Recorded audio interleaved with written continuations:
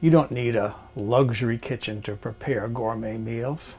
I wanted a little on the sticky side. With a modest kitchen and some standard equipment, you can cook food that you would be proud to serve. There is my shrimp.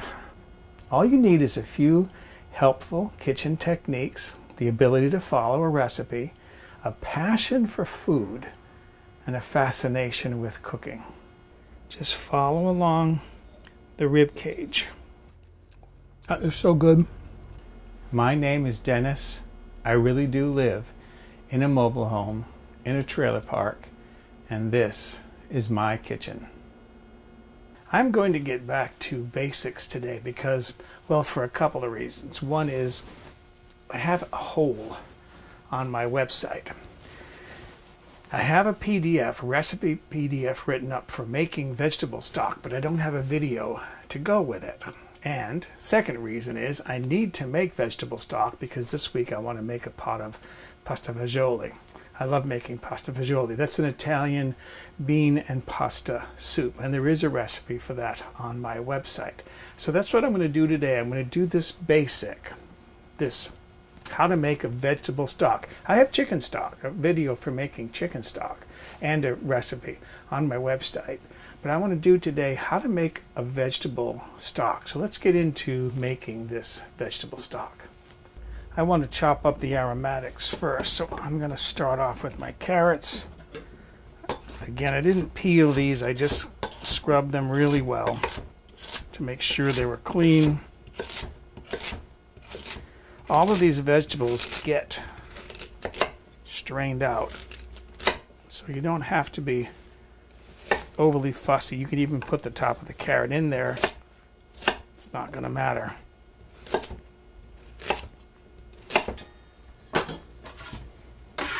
And into my stock pot.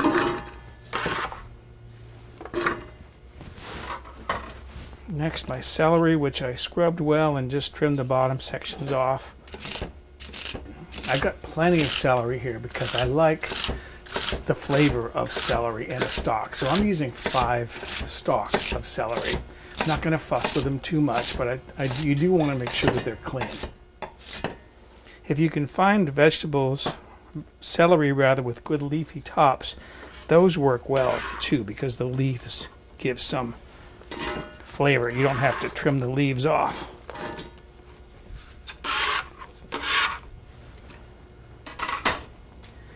And finally, my onion.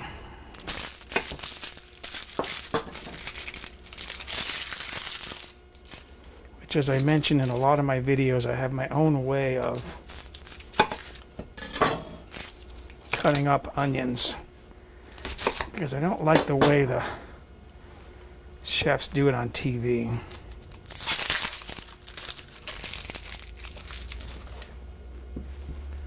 Get these peeled. And then I'm just going to,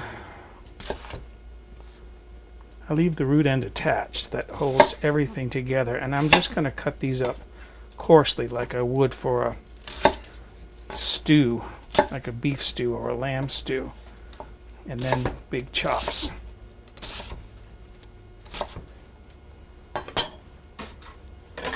And the whole thing goes into the pot.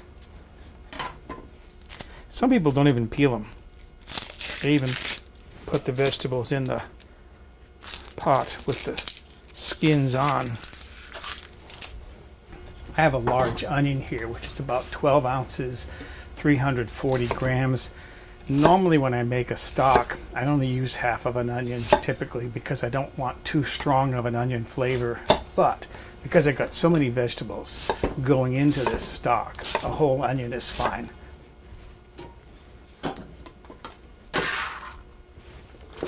So those are my aromatics: celery, carrots, onion. Next I want to do my other vegetables. This, what did I say this was? The turnip.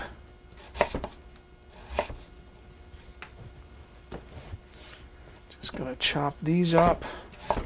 I'm not giving you weights on these because it's not like a chemistry like baking a cake or making bread dough. Next, the rutabagas. I like the color of these.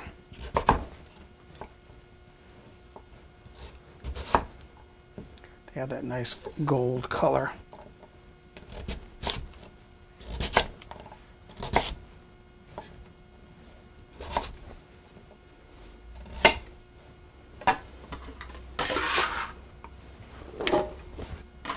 Then my other one, I had to look at the register receipt to remember what I had bought, because some of these I buy so seldom I can't remember what they are. Next, I'm ready to do my parsnips.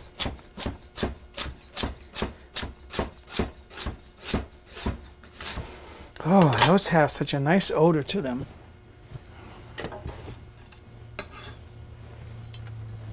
And then when I get down to this wider section, I'm just going to cut these into quarters and then slice through them.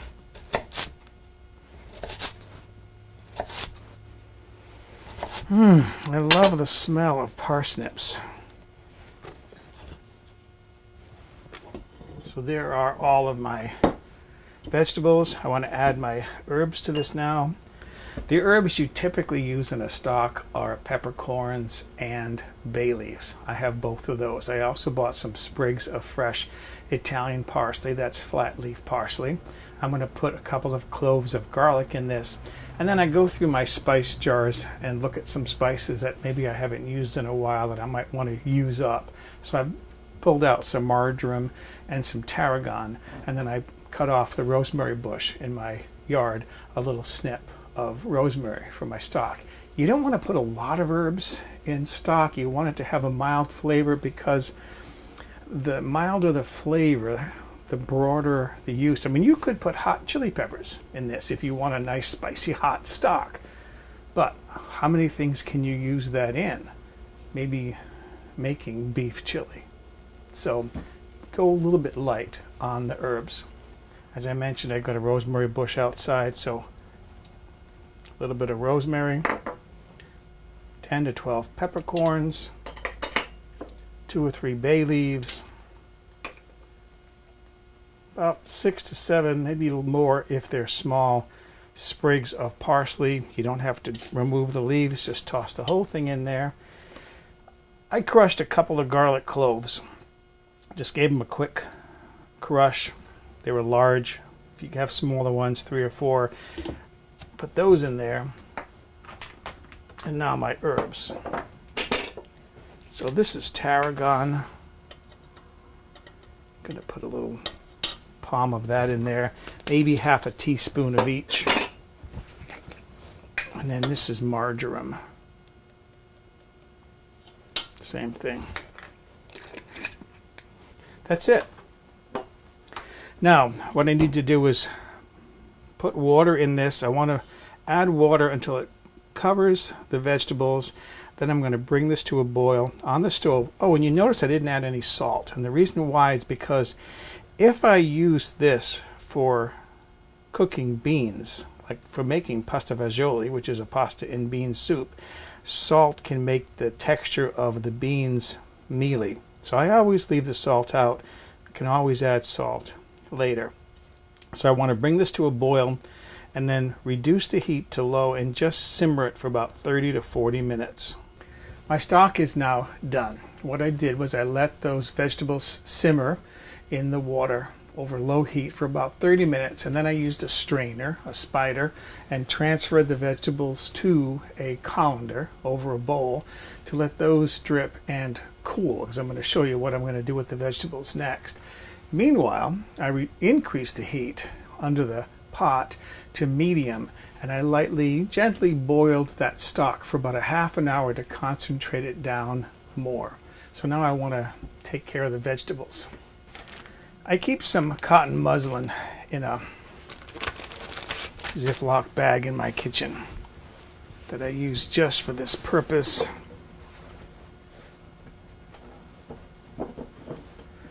And these are my vegetables that I've allowed time for these to cool down so that I can handle them without burning myself. Usually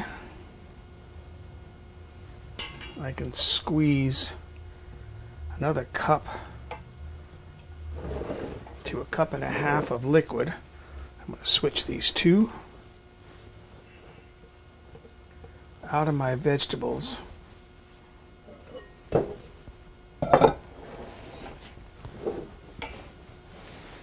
By just putting it in the muslin and just twist, twist, twist, and wringing. See the juice coming out of there? That would all be lost juice if I just simply discarded these vegetables. As I said, I can get sometimes as much as 2 cups of liquid out of these vegetables. This is the last of my vegetables.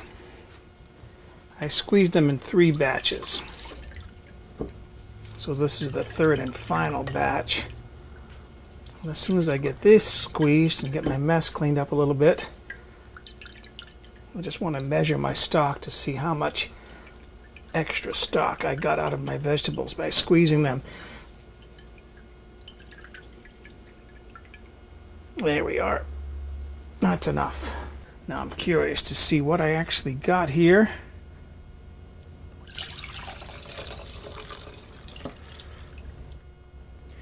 Just shy of 2 cups. Look at that. What's that about? Looks like 1 3/4 cups. That's all stock that would have been thrown out with those vegetables if I hadn't squeezed it. The next thing I need to do, and this is a bit tricky because this is my chinois, and this is too big for this bowl, but it's just about right. I need to strain the stock that I concentrated, because this still has some small solids in it.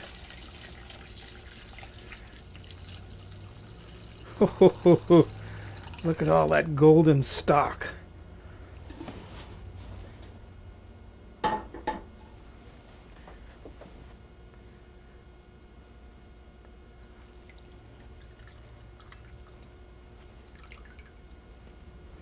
These conical strainers are good because as they clog up at the bottom, the liquid can come out higher up. I mean, they have this whole area to strain. There it is. There's my concentrated stock. There's my additional 2 cups of stock. This is a lighter color because this hasn't been concentrated, but this has. I'll combine all of this, put this in 1 cup containers, and then put it in the freezer, and I'll have vegetable stock for when I'm ready to make soup. So that you can see what I'm doing here.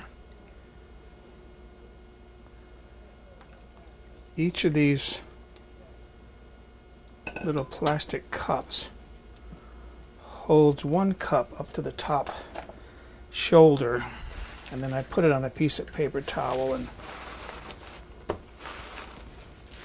because it will splatter sometimes a little bit. And that's what I'm doing with my stock.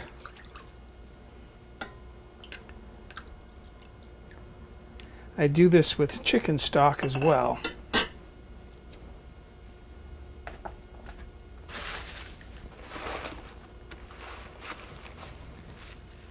Okay, I'm going to keep going here until I have all my stock in containers. So there is my stock. As you can see, I got 10 cups and then a little bit of extra. I don't know what I'm going to do with that yet. But I'm going to take these 10 cups and put these in the freezer. Tomorrow morning, when these are all frozen, I'll pop them out of these plastic containers and then put the frozen blocks into a Ziploc bag. This will actually take 2 Ziploc bags, because I know the 1 gallon Ziploc bag will hold 8 of these. And then I'll have vegetable stock in my freezer for when I'm ready to make my pasta fagioli. So there it is. I finally have a video dedicated solely to making vegetable stock, and as I said at the outset, it fills a hole that I have in my website. Most of the stock that I make ends up in soup, but occasionally I use it for making risotto. You can use it in a sauce. You can use it as a braising liquid when braising meats. There's a lot you can do with stock, and if you're fortunate enough to work in a professional kitchen where there is a lot of vegetable trim that you can get your hands on, you can make a lot of stock practically for free. And then you've got stock available for a lot of different recipes. So that's my vegetable stock. For a printable PDF copy of this recipe with step-by-step photographs, visit the White Trash Cooking website and look on the home page or in the recipe archive.